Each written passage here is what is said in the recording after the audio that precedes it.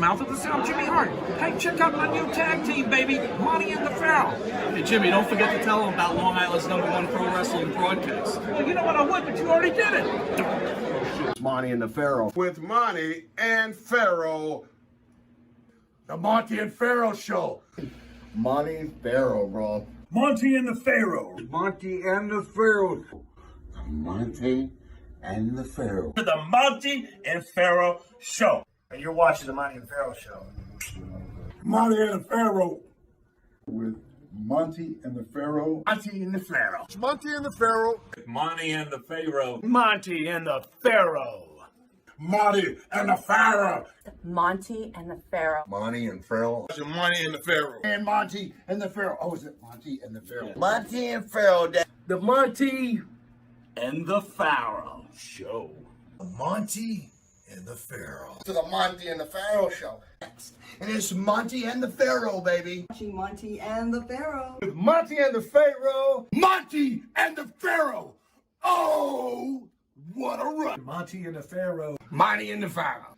Hey, cut music. When you want the best in professional wrestling, Long Island, there's only one place you're going to get it, right here. Monty and the Pharaoh. Now, that's not just the coolest, and that's not just the best.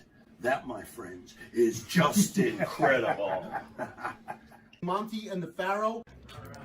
You've got the future Hall of Famer, that rocker, Marty Jannetty, and MJ in the house, and I'm sitting here with two more future Hall of Famers, Monty and the Pharaoh. We're doing that stuff, and we gonna rock it. Monty and the Pharaoh. Monty and the Pharaoh. Duh. Everybody who is a wrestling fan and everybody who is in the wrestling business should get down on their knees and say thank you to Vince McMahon.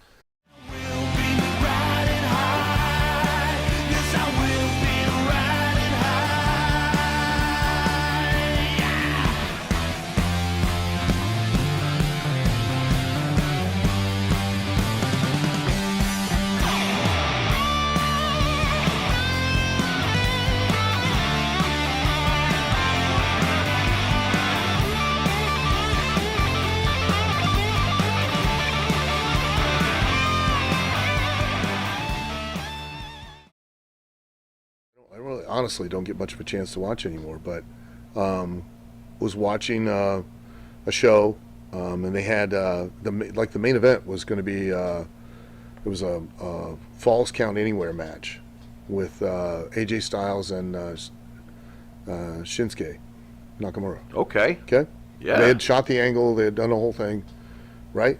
Three matches prior to the Falls Count Anywhere match, which is basically, that the action can spill out of the ring and, it can happen, Sure. Anything goes. Yep. I basically see all three matches prior to this fight on the floor repeatedly for extended periods of time. I'm not making this up. Yeah, sure. Okay? Fight on the floor every match, not just one, every match. That's brilliant. Okay, and then Oy. after the AJ Styles, Shinsuke Nakamura, I see a match with Roman Reigns and I think Samoa, and they did bigger and more impactful stuff in an attack on the floor than they did during the match that was supposed to do stuff on the floor. Oh, boy. And every match today, okay, for just my criticism is that every match today it takes a formulatic approach, and they follow a 7-step formula. They either follow the 7-step formula, or they do the light switch wrestling. Oh, I'm good. Okay, I'm bad. Okay, I'm good. Okay, I'm bad. And they all go to the floor.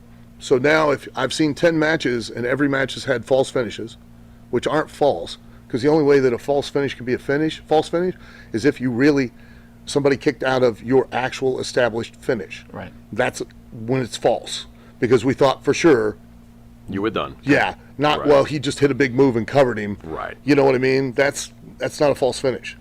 That's you hit a big move and covered him, and he kicked out and people reacted.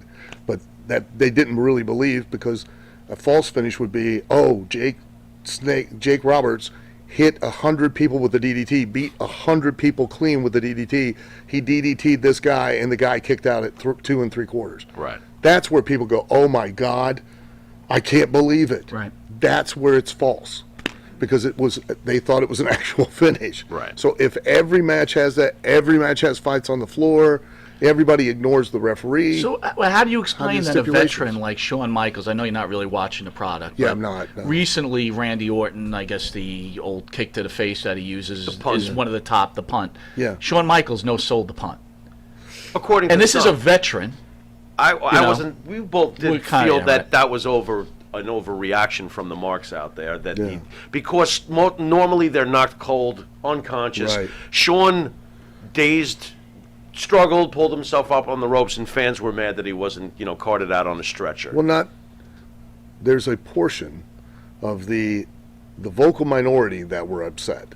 There were Thank you. the general audience probably loved it, and it was a bit of drama. Right. And you can do those things. I mean, as long as you don't whore it out, as long as it's done at the right time for the right reason with the right guy, it helps to build that heat.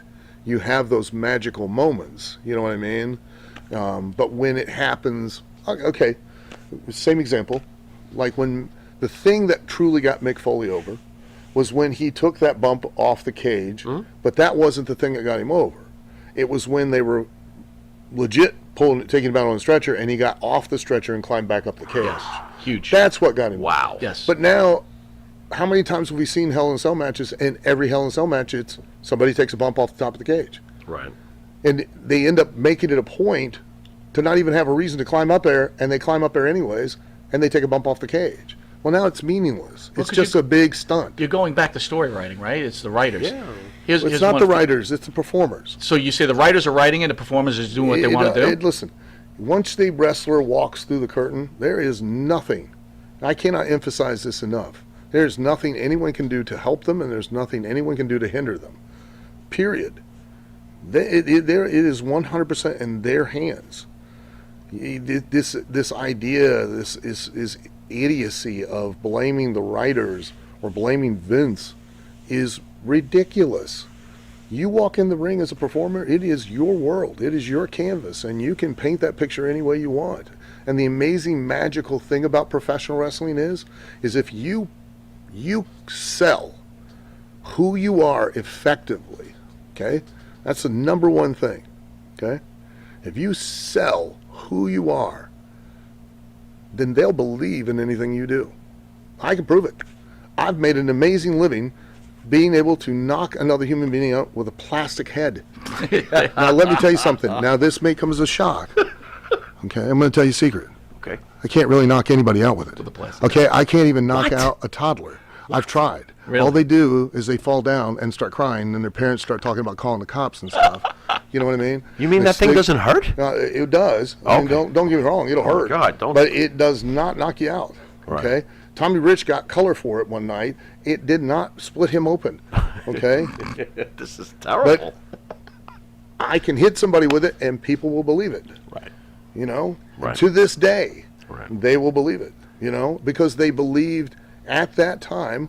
They believed in who I was. And and if you ask 9 out of 10 people, which, hey, even my psychiatrist would agree, they thought I was insane.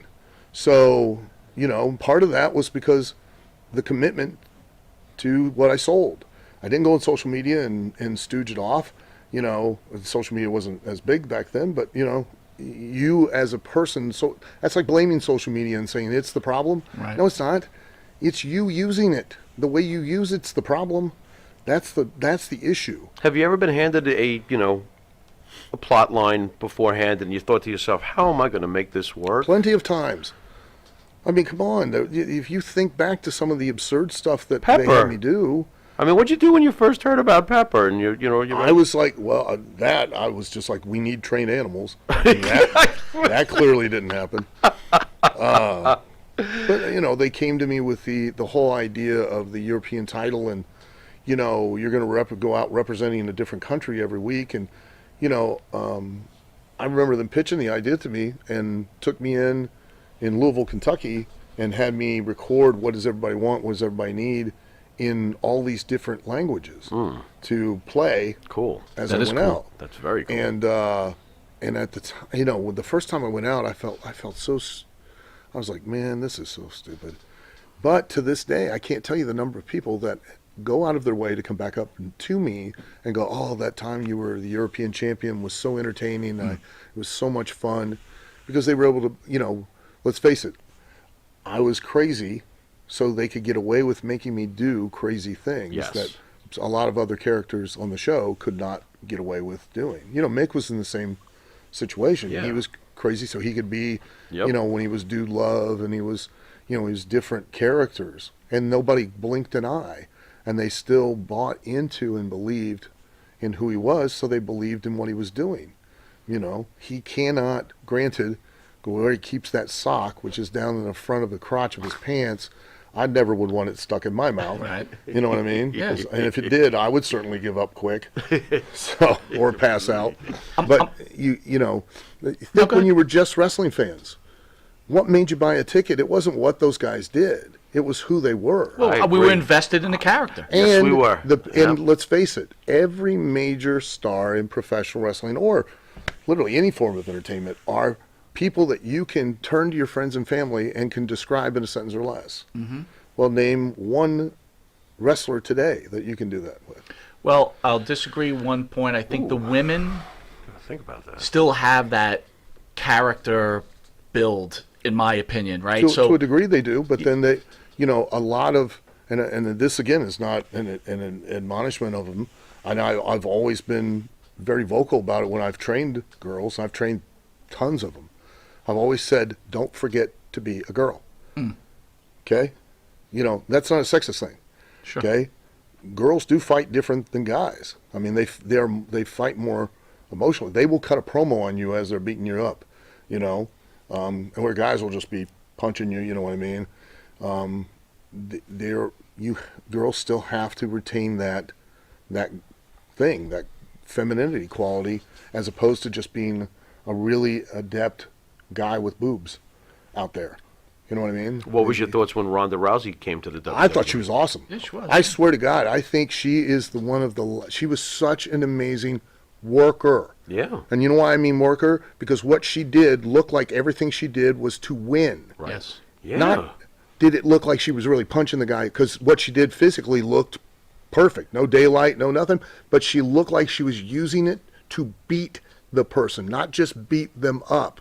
And that's what I've been trying to get across during this whole conversation, is that is what everyone else has departed from. That's where the women have it, right? Sasha Banks cares that she doesn't have her title. Right. Right? There's emotion in her face. Right. Like, they still get it, where the men are kind of floating out. Yeah, that's what sells. It's the emotion and it's the why. You can never get heat if there's not the why. Yes. You know, if as a heel, okay, as a heel in wrestling, my whole job in wrestling was to give myself the why to do something. I didn't just go out there and cheat. I was able to wrestle, you know, as opposed to nowadays where, according to the first step of the formula, is that the shine, where the babyface can out-wrestle the heel, which means the heel is completely inept and can't perform physically at all. He can't do any offense. You know, he can try, but the babyface just does all his stuff. Right. You know, he shines. You know, which is a ridiculous term, but I could go into that whole thing. Well, I'm gonna go hard right on you, right? Sure. So we're very pro Vince McMahon. Yeah. Some people aren't. Listen. Everybody who is a wrestling fan and everybody who is in the wrestling business should get down on their knees and say thank you to Vince McMahon, because Amen. if it wasn't for him, we wouldn't have the business that we have right now. And when he gets back on top, the rest of the wrestling business will be back on top again. So I ask you this then. Yeah. Does Vince owe wrestlers like yourself, superstar Billy Graham, Baron, you know, whoever, does he owe them lifetime medical insurance and lifetime pensions? And does he need to pay these guys back more? Or is it, hey, look, you're working. You even said yourself, you made a lot of money hitting people over the head with a head. Yeah. Does he owe the ex-wrestler anything? No. No, he doesn't. Can he? Could he? And does he? Yeah, he does. And he's very philanthropic. He's very magnanimous in that regard. He does help people. He does.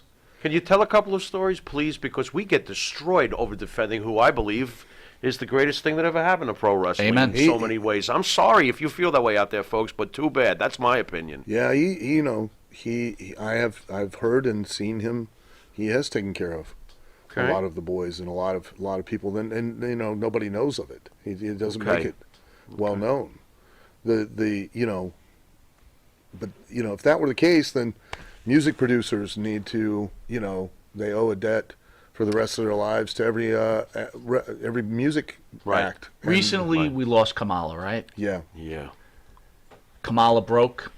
GoFundMe page. Yeah. A lot of the wrestling experts out there saying, you know, Vince McMahon didn't pay the guy, used him up. Hogan got all the money during the program, blah, blah, blah. Well, because Hogan was the guy that was the draw. Right. I mean, Kamala didn't make good money, I'm sure. Yeah. I have no doubt about it because you know, people that worked with Hogan, you know, everybody wanted to work with Hogan because you got better payoffs. Everybody wanted to be on the card, even if they weren't facing Hogan. And the entertainment industry is not Walmart, okay? It is not a job. You're not hired. You're not fired. Right. You're not employed. These are facts, okay? You know, the promoter creates a platform. And this isn't because I'm one now. It's because this is how I was taught. Promoter creates a platform, TV-wise and etc., and you are the product. You go on the promoter. The promoter decides to take you on because he thinks between the two of you, you guys can make money. Okay? He is going to put you on his platform, give you the opportunity to sell yourself and make yourself an attraction. The better and more successful you are at doing that and creating a product that he can then, together with you, capitalize on and profit from and exploit, then that's what you do. The problem is that you're a product. And no matter what the product is, it has a certain shelf life. And then that run is done, and you've got to figure out another way to reinvent yourself and start again, you know, and get another run. Now, with the success that WWE has had, you know, financially it would not hurt them to be able to provide health insurance for the wrestlers, not because of the fact that they have to because they're employees or something like Walmart does, but because of the fact that they're protecting their own investment by making sure that these guys are taken care of if they get hurt or injured or keep their health up, so that they can continue, have a longer run, and they can make more money off of them down the road. And, you know, and then on the backside, if we as wrestlers, which is never going to happen because we're all too self-centered because we're entertainers, do much like the actors have done, and we create like the Screen Actors Guild for wrestling, and we create our own union, you know, that we would take care of ourselves. And so we have an organization. But why? I understand you say you're egotistical, whatever, but what's the real reason the pro wrestler cannot unionize? Because they don't want to. They don't want to. Why? Because we're all out for ourselves. Because you don't want to be capped, right? You don't want union wages. You want to be able to make as much money as you humanly possibly can. I think, right? I don't know all the details with the Screen Actors Guild, but I mean, you know, there are those actors that are in the Screen Actors Guild that they're not capped. I mean, they negotiate far better deals. Is it just out of fear for their personal jobs and that, you know, I think initially, retribution would not be pleasant, I'll tell you that. I think initially, yeah, because, you know, the ones that first step up and are going to be the ones that are going to get whacked, you know. Was Hulk Hogan right or wrong? Back in the day, there was these rumors, of course, and they've been, you know, substantiated over time, that Jesse Ventura and a few others were going to form a union, and all they needed was Hogan's approval. And because Hulk Hogan said no way, that led to them being, you know, they needed Hogan. Did Hogan do the wrong thing or the right thing? It's possible. You know, as far as him, whether or not that did happen, I know that Jesse Ventura has been very outspoken about wanting a union for a very long time. Did it happen? I don't know, because that would be speculation on my part. Right. Was it right or wrong? You know, that again, I couldn't tell you. I don't know. Right. I don't know if it would. I think, and this is my opinion, I think a lot of what we see today that we're talking about in wrestling right now, I think goes back to, and please understand, it's not a bad thing, but it's also a negative thing in a way for the wrestlers, and that is when we had the creation of the downside guarantee for contracts. So a downside guarantee, for those that don't understand or don't know, is that for WWE you get a downside guarantee when you're brought in, meaning you'll make no less than a certain amount of money. Okay. Well, the problem is for the wrestler, and I don't even think a lot of them realize it, and until they're out of it, that it now creates the connotation that you have something to lose. So when you go to the ring, you're now not performing, taking chances to become the thing that will draw money.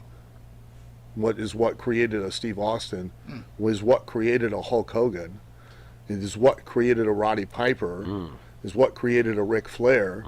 Do you understand? Yeah. When you go out there, you're doing everything you can to be the star, not just a star, but you're trying to be the star because you know you're going to make the most money. You understand? But now if you are already making a certain amount, you have something to lose. So now you're performing in a little safer manner. You're not taking those chances on the mic as much as you would normally because you're afraid you'll get heat. You're not taking those chances in the ring. You know, you're more worried that you might miss a spot with a guy who will go back and will bury you to the office for messing up a finish or messing up a high spot.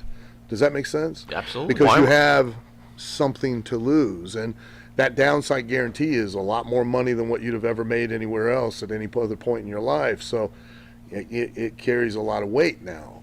So now you're not going to take those risks. Now you're not going to take those chances, and we miss those magic moments that you see the creations of The Rock, you see the creations of Mick Foley, you see the creations of Steve Austin, you see the creations of Hulk Hogan, Rick Flair. Those were all born out. Those people weren't, contrary to popular belief, Steve Austin was not, like when he came in, was not set there and, you know, hey, we're going to take this guy right to the moon. You understand? He made it his own.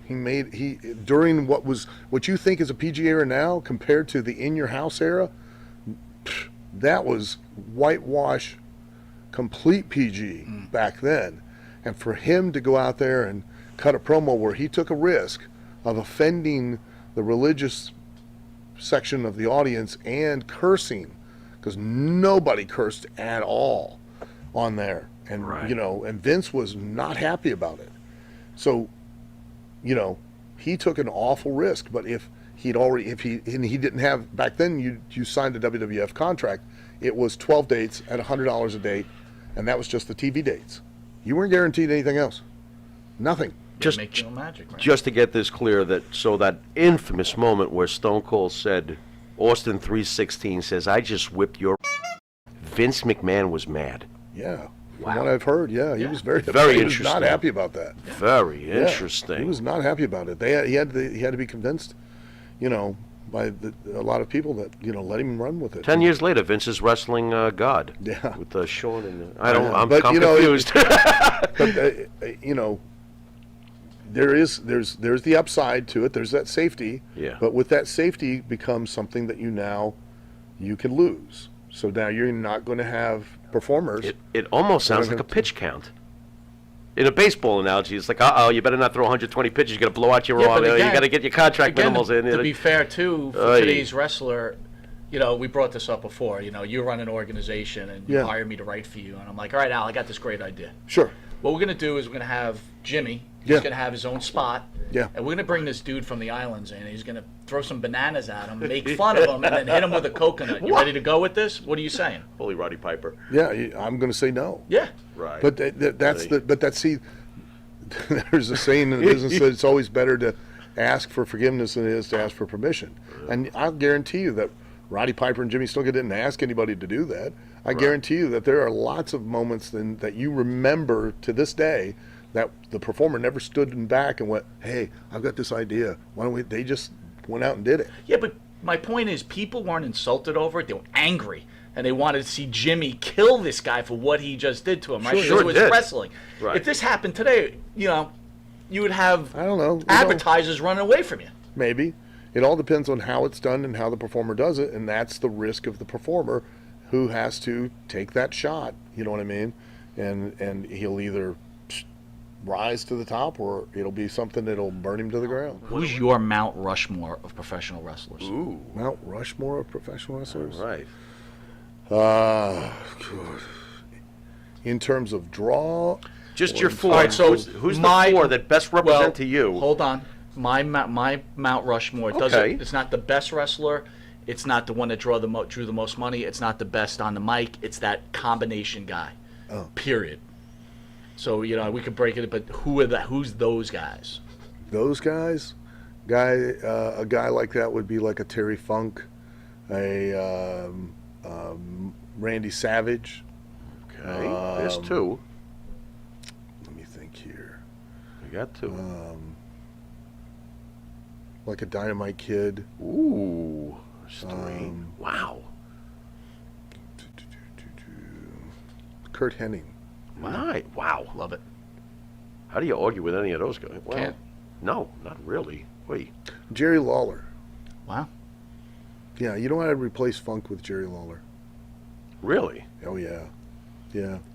Older I get, the more I appreciate just how truly talented he is. And if anybody doubts that, Oh, no. ask yourself, why does Vince keep him for all these years, not just on commentary? Because you got to understand, okay? And think. Whenever Vince needed a heel to get heat, he put Jerry in the ring, and no one, not even you, ever questioned, hey, wait a minute, he's a commentator, what's he doing in the ring? Never. Right. Never. Right. Not once. They sold out the Memphis Mid-South Coliseum, guys, every Monday night, 52 weeks in a row for 5 years straight. Wow, forget it.